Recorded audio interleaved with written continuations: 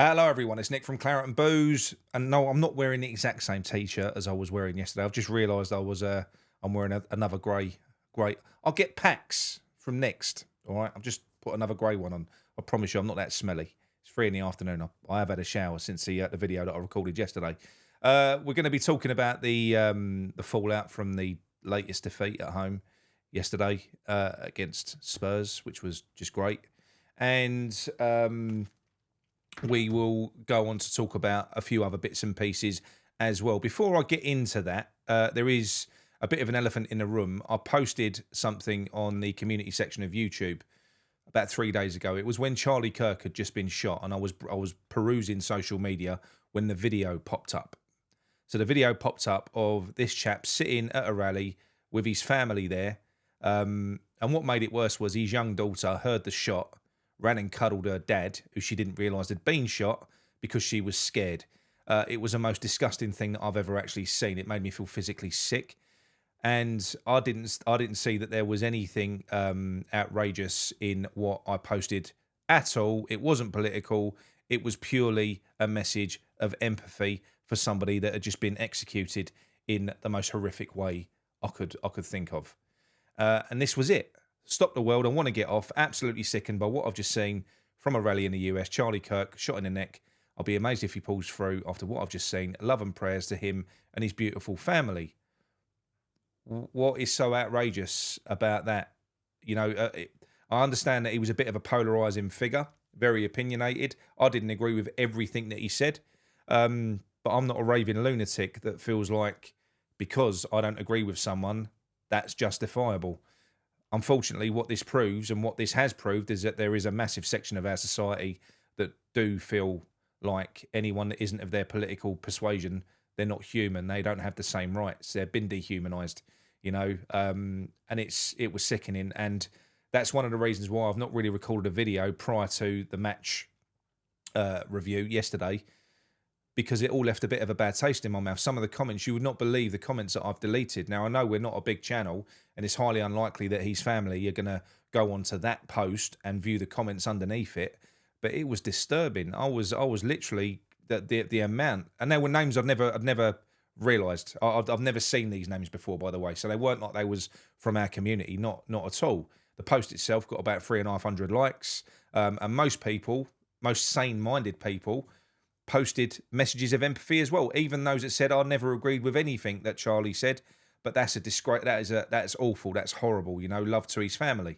because you're just a normal, decent person that doesn't want to kill someone because you don't agree with them. But unfortunately, as that proved, and like I said, it did leave a really bad taste in my mouth. And I've got a message for those people as well that was almost trying to force me to take that down. Something that I'm never going to do. I won't. I'm afraid. I believe and value freedom of speech, and I will not bend to bullies. So here's a little message for you.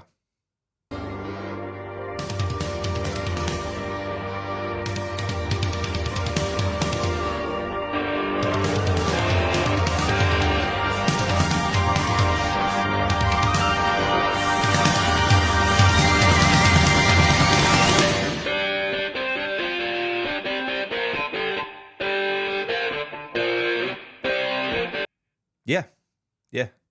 Fuck off if you don't like it, as far as I'm concerned. If you don't think that freedom of speech is something that should be allowed in the UK, go and live in North Korea. You'll fit right fucking in, okay?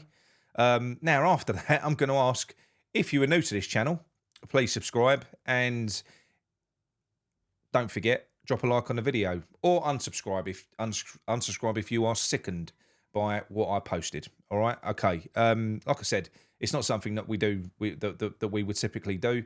While we're on the on that sort of note as well, Ricky Hatton, the news has just broken that he's passed away, age 46. He was found sadly dead alone in his home. I think they're yet to establish exactly what happened, so I'm not going to speculate. But again, love to Ricky Hatton and his family as well. Is that allowed? I don't know. You know, he's never, not West Ham affiliated. This is what I mean. Where do you draw the line? Has your political beliefs got to dictate your human reaction to something? Madness. But anyway, that's enough of that. I'm not going to talk about that anymore. Just a little message I wanted to give to a few people that I really don't fucking like. Now, really don't. And we got battered by Tottenham yesterday. It was shocking. It was sad. It was sad, particularly the last half an hour where Tottenham were 3-0 up, or 25 minutes, whatever it was. They were 3-0 up and they just stopped playing. They rotated a load of their players because they've got a Champions League fixture coming up on Tuesday in the week, and they saw it as an opportunity to just take it easy, which they needed to do, and we didn't apply any pressure whatsoever. How many times have you seen it in the past when a team have been down to 10 men, and sometimes the team of 10 men can make a better fist of it than the team of 11, but the signals that were coming from the sidelines was one of utter defeat. I mean, the figure that Potter cuts is not inspirational in any way. There's nothing animated about him at all. His actions in terms of substitutions were all negative. He curled up in a ball, and the team did as well. Leadership has to come from the top, and there is no leadership at this club. There's not in the boardroom, and there certainly isn't from the management team to our players. It was negative. The whole thing was awful, and that was the most disgraceful thing when I look back, was how static we were. You had Tottenham passing the ball about in their own half, just basically eating minutes up because they'd done their job by that point, and we weren't even trying to get a consolation goal, give fans a reason to stay. And stay they didn't. Like I said, a lot of the legacy fans that were there, for instance, with the Burnley protests, that they are now gone quite clearly, because you don't really get any from the current match-going fans that we've got. I know there wasn't many of them. For every seat you had, there was an empty seat yesterday. That's the way it looked on TV anyway. You don't have that same sort of fire. We just haven't. We look defeated. I'm not blaming them, but it's a sad sight to look at. It kind of adds to the whole feeling of emptiness of watching West Ham when you see the fans that are at the game that have made the effort to go.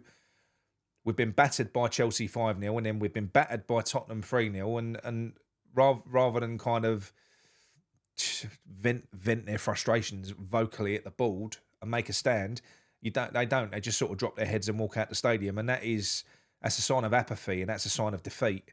And that was the overwhelming thing that upset me most about that game was the reaction from the fans. And like I've said, I'm not blaming them. We're battered and we're bruised.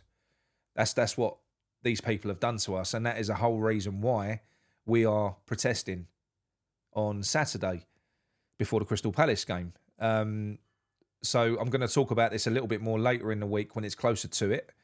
But ultimately, we want big numbers at that protest. I mean, if this doesn't get the fire in your belly, I don't know what will, even if you do not go anymore.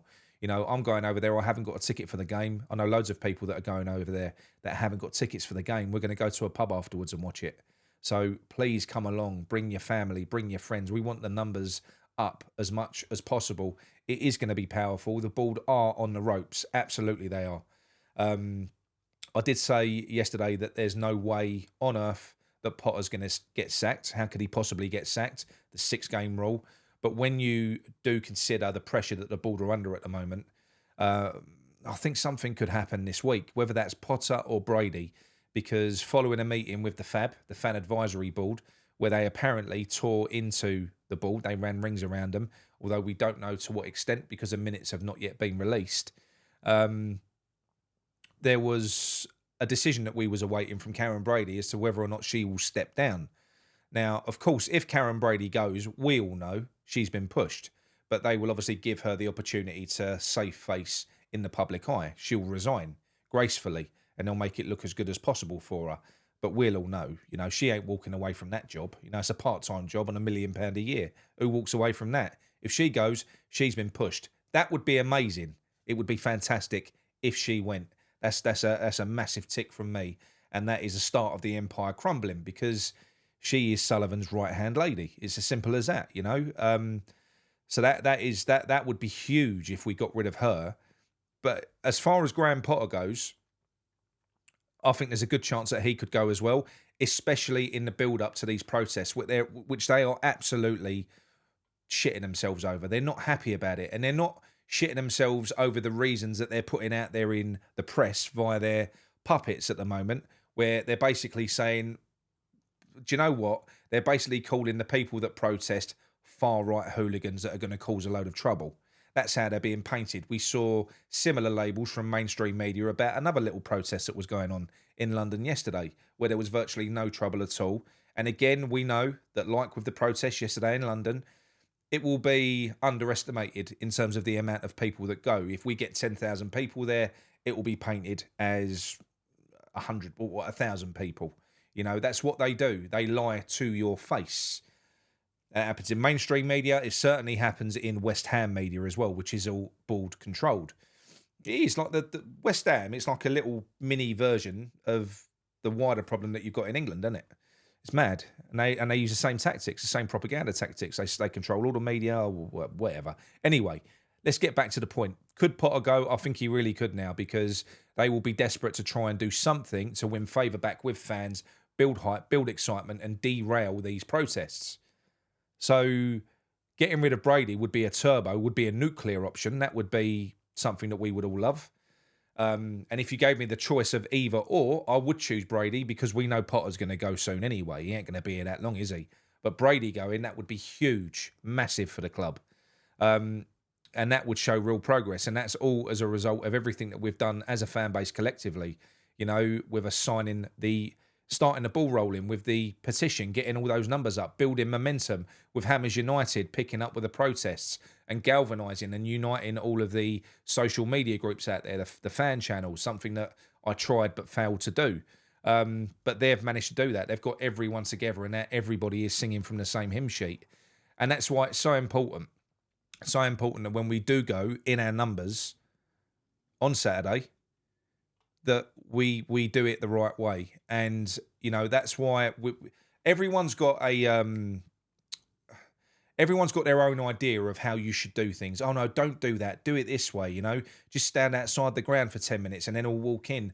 You can't. Listen, if to show unity, that means that we've all got to be singing from the same hymn sheet. This is what's been decided. So let's just go with this for now. We've got the protest before the game. Let's all show unity. Let's be united. All get together. You know, because we're all doing this for the common goal. And then, obviously, once that's done, we'll talk about the boycott afterwards, which is going to be for the Brentford game. I don't think I don't understand why you'd have any issue boycotting going to a game in that place. I'll be perfectly honest. I know you've paid your money, but my God, I mean, we've won 2 games there in a year. Well, this calendar year so far in 9 months. You know, you're not missing anything. So just know that you'll be doing a really good thing for your club. That's it. It's as simple as that.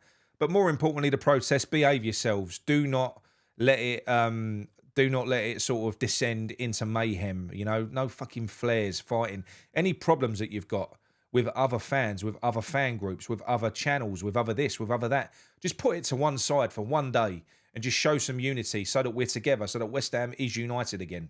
You know, that's the important thing. And that shows real strength, and that will be... it's something that they won't be able to ignore. And although you'll have the media channels that are out there and they'll be trying to downplay it, you know, on behalf of their bosses, the board, you're going to have other people there that are going to be recording that. And there's going to be channels like my own and like others as well that will be putting videos out there and messages showing the true gravity and the true scale of those protests. So they can try and sweep it under the carpet if they want, but it ain't going to bloody work. It's not going to work. So, yeah, look, I think we could be in for a bit of an interesting week. We've got the lead up to the protests. You've got Brady, who's on the ropes. Will she get pushed? Fingers crossed. And you've got Potter, who could very well get sacked. You know, he could be held up as that sacrificial lamb, which I think was always a plan for him, but maybe sooner. I think they need that. They need a sacrifice now to sort of try and win favour back. So it could happen. And will his replacement be Jose Mourinho? Will they take that route? I don't know. Be interesting. I don't see it because Jose is everything that Sullivan can't stand in a manager. It's somebody that will demand control. And if he doesn't get that control and Sullivan meddles and fucks things up, then Jose will throw him under the bus. He won't take responsibility for anything that Sullivan does. So from that sense, it would be interesting. It would be. I don't want Nuno. I've already made a video about that. If you haven't seen it, go back and watch it. It would be going back 5 years, 6 years, resetting the death loop that we are constantly stuck in. I know that Jose doesn't play the type of football that we all want, but he is the best of the defensive managers. You've got some of these managers, or a lot of them, like Potter, they play in a defensive controlled way because they're scared of losing. Well, somehow Jose does that. It's a very negative form of football, but he does it to win. It's different, you know, it's different. And his record speaks for itself. So I'm not saying that he would be my choice, by the way, but out of a lot of the names that have been mentioned, he's the very best of a bad bunch, and somebody that would give us some value, some theatre, and somebody that would absolutely hold Sullivan to account. So that's a good thing. I think we need that at the moment. Whether it'll happen or not, I don't know. We are going to be back later on tonight with a live show, by the way. We are coming back. I just wanted to address the elephant in the room on that message that I put up in the community section, which is staying. It ain't coming down, okay? It's not. There is nothing wrong with what I've said there. There's not.